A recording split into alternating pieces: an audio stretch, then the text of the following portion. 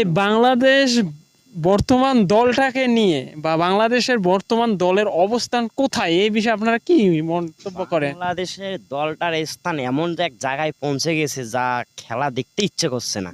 যেমন এমন টিম আগে যেমন টিমটা ছিল অনেকটা পারফেক্ট একটা টিম ছিল, যেমন তামিম ছিল, ইমরুল কাইস ছিল, মাশরাফি মুর্তজা ছিল, বাট তারপর রোবেল ছিল, মানে অনেক ভালো ভালো আর কি প্লেয়ার ছিল।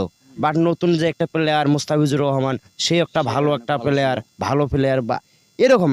তাই এখনকার প্লেয়ারগুলো নিয়ে আমি একটু কথা বলতে চাই, যেমন তহিদ হৃদয় বা লিটন দাস, আমাদের সৌম্য সরকার, আর তারপর আরে বিভিন্ন ধরনের ব্যাটিং, যেমন এদের ব্যাটিং লাইনটা দেখে আমার অনেক খারাপ লাগে।